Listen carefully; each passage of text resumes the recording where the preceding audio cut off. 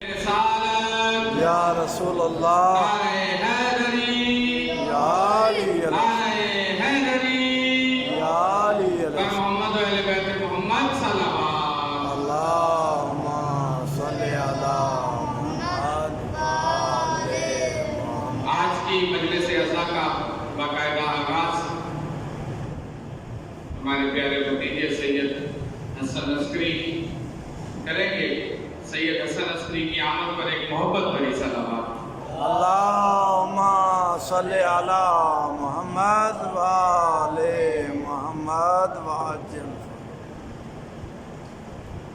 اعوذ باللہ من الشیطان الرجیم، بسم اللہ الرحمن الرحیم۔ اللہم عرفنی نفسک فإنک إن لم تعرفنی نفسک لم أعرف نبیک۔ اللہم عرفنی نبیک فإنک إن لم تعرفنی نبیک لم أعرف حجتک۔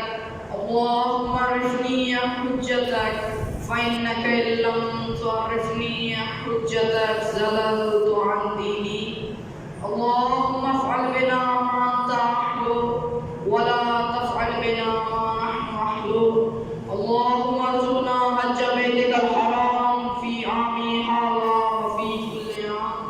اللهم ارزقنا زيارة قبر حسين عليه السلام وجميع قبور الأئمة عليه السلام في عامي هذا وفي كل عام بآواز بلند الصلوات۔ اللہم صلی علی محمد وعلی محمد ما وعلی شاء الله لا قوة إلا بالله العلي العظيم۔ الحمد لله الذي نور قلوبنا بمصائب الحسين عليه السلام۔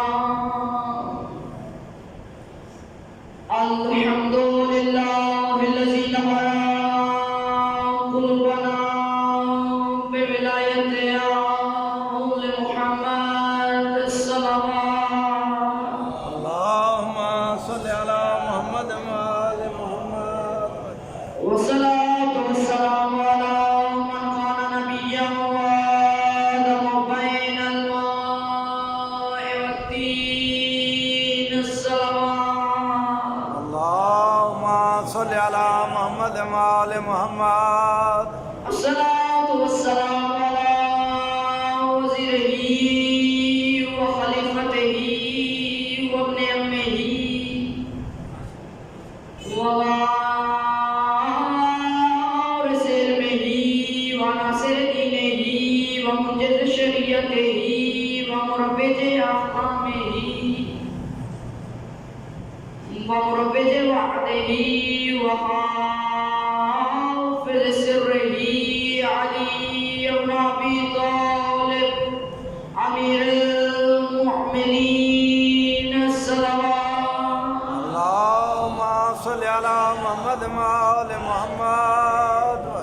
ولعنة الله على أعدائهم ومعانديهم ومبغضيهم وغاصب حقوقهم ومنكر فضائلهم من يوم عداوتهم إلى يوم الدين۔ أما بعد فقد قال الرحمن في كتابه المجيد وفرقانه الحميد، بسم الله الرحمن الرحيم، قل ما يعبأ بكم ربي لولا دعاؤكم صلوات۔ اللہم صلی علی محمد وعلی محمد۔ نعرہ تکبیر، اللہ اکبر، نعرہ رسالت، یا رسول اللہ نعرہ حیدری، یا علی آواز بلند الصلوات۔ اللہم صلی علی محمد وعلی محمد۔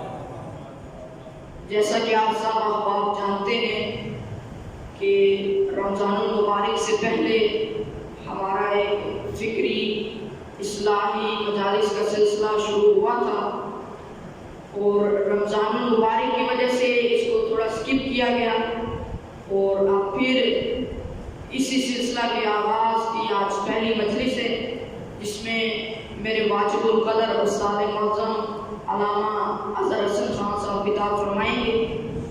ان سے پہلے چند منٹ آپ سے گفتگو کرنا چاہتا ہوں، آپ کو سبق سنانا چاہتا ہوں، اگر آپ کی اجازت ہو تو آواز بلند در سلام۔ اللہم صلی علی محمد و آل محمد۔ مومنین کرام، آج کا میرا سبق جو کہ خداوند کریم کی خوبصورت کتاب لاریب کتاب قرآن مجید کی سورہ فرقان کی آیت نمبر 77، اس میں خداوند کریم فرما رہے ہیں قُلْ مَا يَعْبَأُ بِكُمْ رَبِّي لَوْلَا دُعَاؤُكُمْ، اپنے رسول کو مخاطب ہو کر کہہ رہے ہیں کہ کہہ دیجئے، کہہ دو کہ اگر تم دعا نہیں کرتے تو تمہارا پروردگار تمہاری کوئی پرواہ نہ کرتا۔ اگر تم دعا نہ کرتے تو تمہارا پروردگار تمہاری کوئی پرواہ نہ کرتا۔ اس آیت مجیدہ میں خداوند متعال اپنے رسول کو مخاطب ہو کر کہہ رہے ہیں، اپنے رسول کو مخاطب ہو کر فرما رہے ہیں کہ اپنی امت کو آگاہ کر دیجئے کہ دعا ضرور کیا کریں، بغیر دعا کی کوئی عبادات کا فائدہ نہیں۔ لیکن ہم کیا کر رہے ہیں؟ ہم نے دعا کو معمولی سمجھ رکھا ہے، ہم دعا نہیں مانگتے، لیکن دعا کے بغیر کوئی عبادات کا فائدہ نہیں۔ تو لہذا کوشش کیجیے ہر نماز میں دعا مانگے اور خشوع خضوع سے مانگے۔ اگر تمہاری دعائیں نہ ہوتی اللہ پاک تمہاری کوئی پرواہ نہ کرتا۔ مومنین کرام، نجات کے لیے واحد ذریعہ ہے دعا۔ اگر تمہارے پاس دعا نہیں، اگر تم دعا نہیں کرتے تو تمہارا کوئی وزن نہیں۔ بے شک بے شک، سبحان اللہ۔ بندگی سے انسان کو قدر و قیمت ملتی ہے، بسم اللہ۔ لیکن دعا ایک ایسا ذریعہ ہے، ایک ایسی چیز ہے جس سے آپ کو بندگی مل جاتی ہے۔ سبحان اللہ سبحان اللہ سبحان اللہ۔ اور اگر اس آیت مجیدہ کا دوسرا معنی کیا جائے تو یہ بنتا ہے اے رسول، اگر تمہاری عبادت نہ ہوتی تو تمہارا پروردگار تمہاری کوئی پرواہ نہ کرتا۔ اور پھر اگر اسی آیت مجیدہ کا تیسرا معنی بھی کیا جائے تو یہ بنتا ہے کہ اے رسول، اگر تمہارے رب کی طرف سے دعوت الی الحق نہ ہوتی تو تمہاری پرواہ نہ کرتا۔ بے شک بے شک، سبحان اللہ۔ مومنین کرام، میرے واجب القدر سامعین، آپ یہ مت سمجھیں کہ بہت دعائیں کرتے ہیں لیکن قبول نہیں ہوتی۔ اس کے بارے میں ائمہ معصومین کا قول موجود ہے۔ ہمارے چھٹے لانے ولایت بہار الانوار میں فرما رہے ہیں امام جعفر صادق علیہ السلام اللہم صلی علی محمد و آل محمد، کہ مومن، امام علیہ السلام فرماتے ہیں مومن خداوند بزرگ اور برتر سے دعا طلب کرتا ہے، اپنی حاجت طلب کرتا ہے، دعا مانگتا ہے تو خداوند کریم اس کی دعا کو، اس کی حاجت کو تاخیر میں ڈال دیتا ہے۔ یعنی اس کی دعا کو، اس کی آواز کے اشعار میں یہ کہتے ہیں کہ اس کی دعا کو تاخیر میں ڈال دو، کیونکہ خداوند کریم کو اس کی دعا مانگنے کا طریقہ پسند آیا۔ سبحان اللہ سبحان اللہ۔ خداوند کریم چاہتے ہیں کہ یہ میرے در پر پھر دستک دے۔ اور اس کے برعکس کبھی کبھی یہ بھی ہوتا ہے کہ کسی کی دعا جلد از جلد قبول ہو جاتی ہے۔ بہرحال یہ خداوند کریم کی اپنی مصلحت ہے۔ تو دعا ایک ضروری عمل ہے۔ دعا کے بغیر کسی عبادات کا فائدہ نہیں ہے۔ مومنین کرام، دعا ایک سیڑھی ہے، دعا ایک سیڑھی ہے خدا تک پہنچنے کی۔ تو ہمیں اس کا سہارا لینا چاہیے، نہ کہ اس کو چھوڑنا چاہیے۔ مومنین کرام، ہم اکثر یہ کہتے کہ خدا ہماری شارت سے قریب ہے، ہمارے دلوں کے بھید جانتا ہے، ہم دعائیں نہیں کرتے۔ بے شک وہ ہماری شارت سے قریب ہے، ہمارے دلوں کے بھید جانتا ہے، لیکن وہ چاہتا ہے کہ یہ مومن مجھ سے مانگے اور میں اس کو عطا کروں۔ سبحان اللہ، سبحان اللہ، ماشاء اللہ، یہ ماشاء اللہ۔ مومن مجھ سے مانگے اور میں اسے عطا کروں۔ اور اسی طرح کافی میں امام معصوم چھٹے لال ہدایت کا فرمان ہے کہ جو شخص مصیبت نازل ہونے سے پہلے دعا مانگتا ہے، مصیبت پڑھنے سے پہلے دعا مانگتا ہے، تو مصیبت آنے پر اس کی دعا مستجاب ہو جاتی ہے۔ سبحان اللہ، سبحان اللہ۔ نعرہ تکبیر، نعرہ رسالت، نعرہ حیدری، بر محمد والے محمد بلندر صلوات اللہ صلی مومنین کرام، جب بھی دعا مانگے خشوع و خضوع سے مانگے، کیا پتہ کون سا وقت قبولیت کا ہو، تو ہر وقت غور و فکر سے خشوع و خضوع سے دعا مانگے۔ اور ایک اور بات، محمد و آل محمد کو اپنا وسیلہ بنا کر دعا مانگے، کیونکہ یہ ہستیاں، یہ پاک ہستیاں ہماری دعا کی قبولیت کا وسیلہ ہیں۔ سبحان اللہ، سبحان اللہ۔ یہ ہماری دعا کی قبولیت کا ذائقہ ہیں۔ اکثر مومنین کو دیکھا گیا ہے یہ کہتے ہوئے کہ بہت دعائیں کرتے ہیں لیکن قبول نہیں ہوتی۔ تو آپ دعا مانگنا چھوڑ نہ دیں، بلکہ صبر سے کام لیں۔ بہار الانوار میں حضرت محمد صلی اللہ علیہ وآلہ وسلم کا ارشاد موجود ہے کہ جب دل کسی اور طرف، کسی اور سائڈ پر مشغول اور غافل ہوگا، تب خدا تعالیٰ آپ کی دعا قبول نہیں کرے گا۔ دعا کو خشوع و خضوع سے مانگے۔ جب آپ کا دل کسی اور طرف مشغول ہوگا، تب آپ کی دعا قبول نہیں ہوگی۔ تو آئیں مومنین کرام، آج ہم عہد کریں کہ ہم دعا کو خشوع و خضوع سے مانگیں گے۔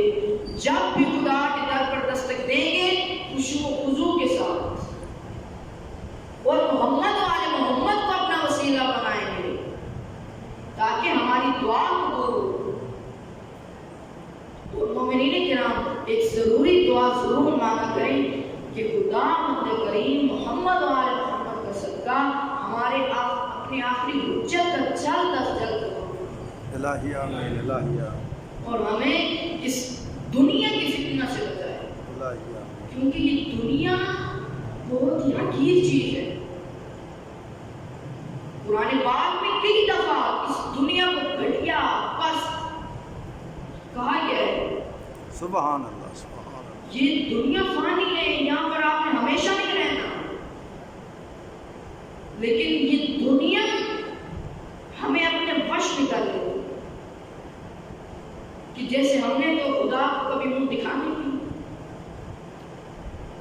پھر ہم کیا کریں گے جب قبر میں منکر اور نکیر پوچھیں گے کہ کیا لائے ہو، تو ہم یہ کہیں گے کہ ہم دنیا میں گئے اور گمراہی کی نیند سو گئے، ہمیں دین کی کوئی پرواہ ہی نہیں رہی۔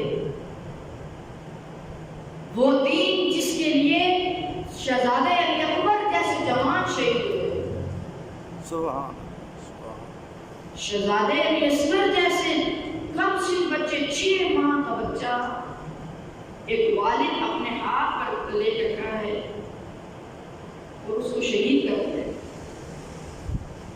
دین کی خاطر۔ بے شک، بے شک۔ مومنین کرام، لہٰذا ہمیں اس دین کو سمجھنا چاہیے۔ اس دین کو بچانے کے لیے بہت سی قربانیاں دی گئی ہیں، بہت سی قربانیاں دی گئی ہیں۔ لہٰذا آپ قرآن کو ترجمہ پڑھیں تاکہ ہمیں کچھ سمجھ آئے کہ ہم اس دنیا میں آئے کس لیے ہیں، ہمارا کام کیا ہے۔ ہم اس دنیا میں اپنے لیے نہیں آئے ہیں، اپنے لیے کچھ کرنے آئے ہیں۔ خدا لیکن یہ گھٹیا دنیا اپنے مختلف رنگوں میں اس طرح ہمیں نچوڑ لیتی ہے کہ ہمیں خدا یاد نہیں رہتا. روز جزا کا ہمیں یاد نہیں رہتا. تو دعا ہے خدا کریم محمد و آل محمد کا صدقہ ہمیں اس دین کو سمجھنے کی توفیق عطا فرمائے اور اس پر ثابت قدم رہنے کی توفیق عطا فرمائے. اور میرے